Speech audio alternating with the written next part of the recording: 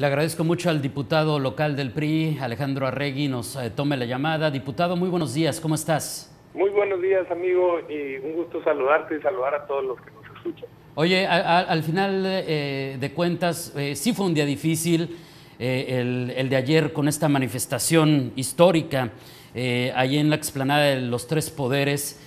¿Qué experiencia les dejas? Y sobre todo, diputado, ¿qué les dices en este momento a los bajacalifornianos ante este grado de inconformidad? Sin lugar a dudas que fue un día muy complejo y fue un día histórico.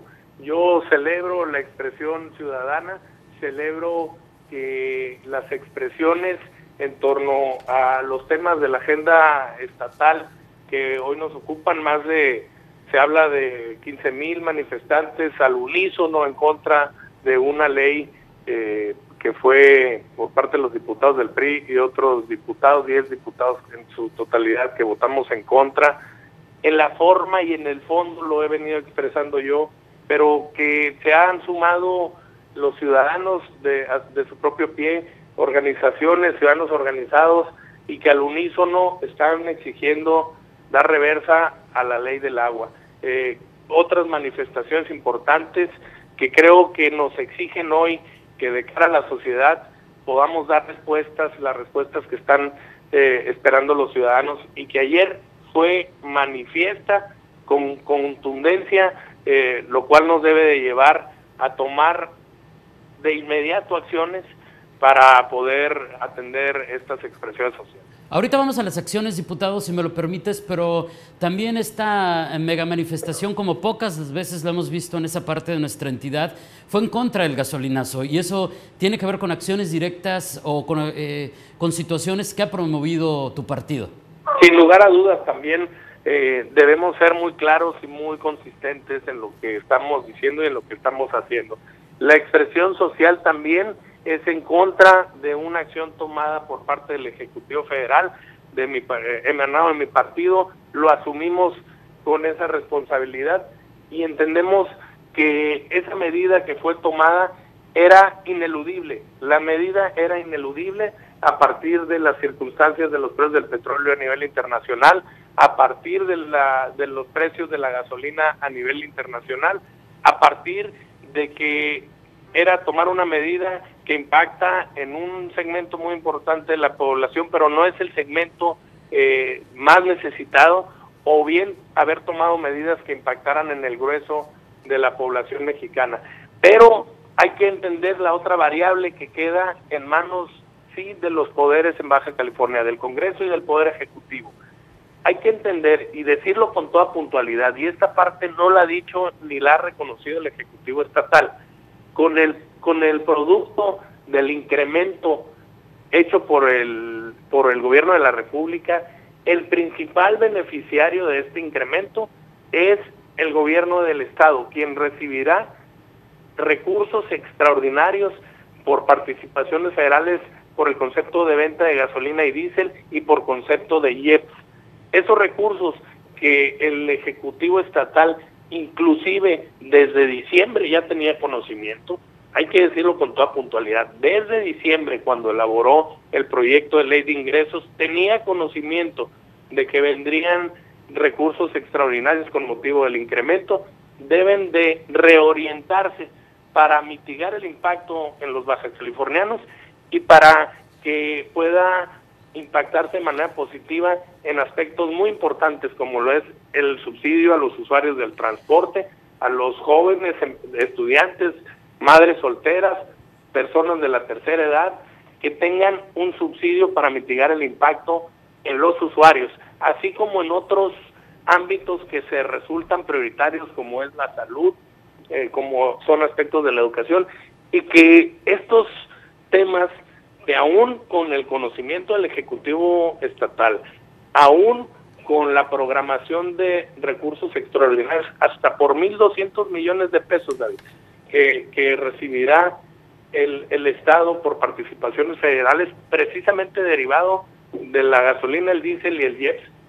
Claro, aunque ahora, diputado, y y después nos ponemos de acuerdo para que vengamos a platicar más a fondo de eso, porque yo creo que vale la pena analizarlo, discutirlo, presentarlo. Digo, incluso la propia OCDE emitió un posicionamiento esta semana respecto a que urgía que México eliminara los subsidios de la gasolina, que era urgente, que era una medida inaplazable y que de hecho ya íbamos tarde.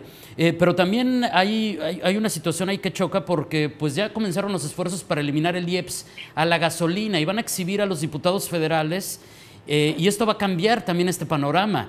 Entonces tendremos que irnos adaptando a toda esta serie de nuevas decisiones. Sin lugar a dudas, por ahí hay quienes están planteando, inclusive creo que el propio Partido de Acción Nacional, reformas a la ley del IEPS para llevar a cabo su reducción. Nada más hay que puntualizar que los propios diputados de Acción Nacional fueron los que la aprobaron, junto con los demás partidos, incluido mi partido, el PRI, y que hoy pretenden darle reversa. Eso queda fuera del ámbito de posibilidad del Congreso Estatal del que formamos parte y del Ejecutivo Estatal. Eso es una cuestión del Congreso Federal, se habrá de discutir y se habrá de resolver allá. Pero también te la planteo porque tiene que ver con planteamientos de tu partido y que tú has promovido. A ver, eso yo hablo con toda responsabilidad. No somos ajenos a la condición y tampoco nos estamos pretendiendo desmarcar de las decisiones tomadas por parte del Ejecutivo Federal emanado de mi partido. Pero lo que hoy está en la agenda es en la agenda del Congreso Federal y allá se habrá de resolver. Claro. En el Inter, totalmente claro. Nosotros tenemos que ser corresponsables y en el Inter hay acciones que podemos tomar de manera inmediata en lo local, desde el Congreso del Estado y desde el Ejecutivo, que no podemos aplazar, no podemos definir cuándo ni cómo se va a resolver lo federal. Claro. Empecemos actuando por lo que sí está en nuestras manos y seamos corresponsables con la toma de decisiones, más allá de posturas de partido y más allá de posturas que pretendan salvar cara ante la población. Hoy nos exige responsabilidad.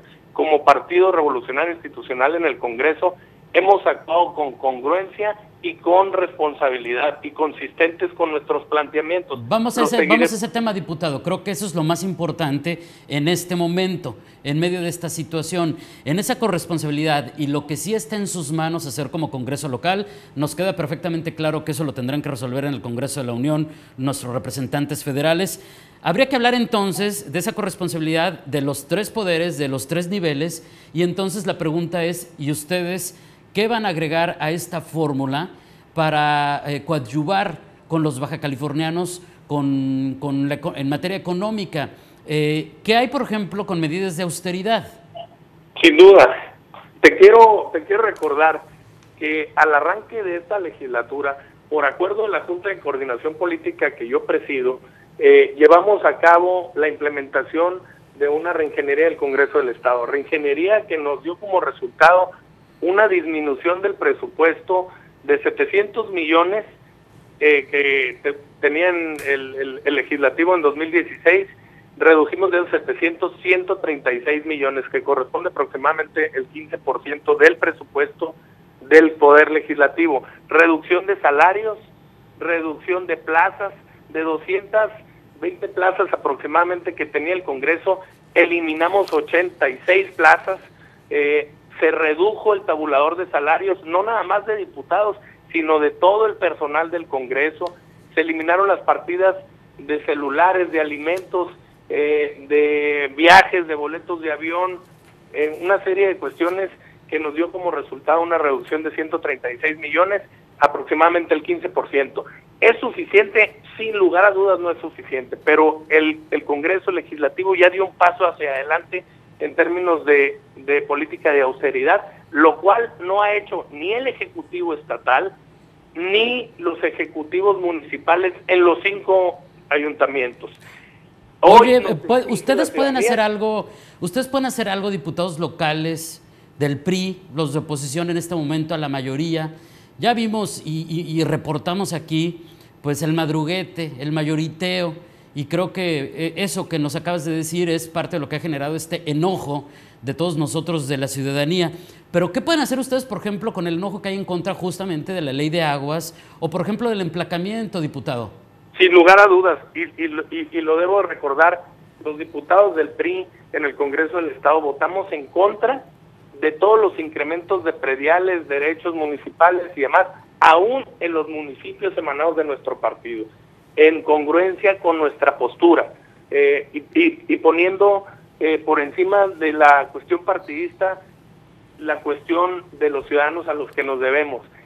En el caso del reemplazamiento, lo mismo, la cuestión que tiene que ver con la política de austeridad se la hemos propuesto. Recordemos que nuestro planteamiento desde el inicio de la legislatura fue ajuste presupuestal parejo, que era esta parte de austeridad y de reducción, y reorientación presupuestal para privilegiar los temas que son urgentes, cosa que no sucedió y que nosotros expresamos nuestra postura y votamos en contra de esos incrementos, pero que no fue escuchado. Nuestro argumento fue avasallado por la mayoría que tiene el partido en el gobierno, el PAN, y sus aliados, y que hoy la consecuencia de ese avasallamiento está en el ánimo social, y creo que le debe llevar a reflexionar al Ejecutivo Estatal, a los 5 alcaldes y sobre todo a los diputados que votaron a favor de estos incrementos, los debe llevar a reflexionar si vale la pena seguir la línea y únicamente por cuestiones de partido no escuchar la expresión ciudadana. Yo creo que hoy los diputados están en la posibilidad de reivindicar lo que han llevado a cabo de manera irresponsable al inicio de esta legislatura y de cara a la sociedad decir, nos equivocamos, pero vamos a reivindicar. Nosotros estamos, de hecho, en la sesión que estaba programada para el día de ayer, íbamos a presentar un punto de acuerdo precisamente para esto, para que se hiciera un compromiso por parte de los 3 poderes del Estado y los 5 municipios, exhortarlos para que emprendiéramos una etapa de austeridad, pero con definiciones muy concretas. A ver, en esa etapa de austeridad tengo una pregunta muy concreta para ti, diputado. ¿Sí? Si estarían dispuestos a dar más pasos, porque estoy revisando lo que aprobaron para el 2017 y triplicaron la partida asignada para gasolina, que es lo que en este momento nos ha hecho estar muy enojados, muy enojados en todo el país.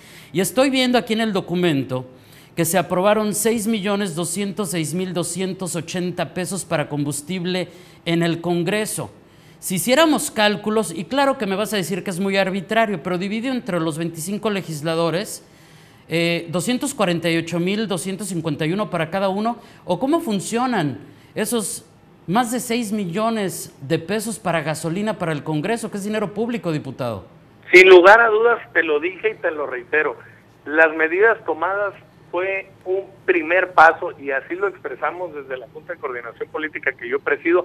Sin duda podemos hacer más y debemos de hacer más, y por eso la convocatoria no es ajena al Congreso, La convocatoria que nosotros venimos haciendo es para que todos nos sumemos, que nosotros sigamos adelante con lo que ya iniciamos, 136 millones, que sigamos adelante para ver en esta nueva realidad qué es lo que podemos ajustar de nueva cuenta, pero que esto sin lugar a dudas tiene que ser también llevado a cabo por el Ejecutivo Estatal y por los 5 ayuntamientos.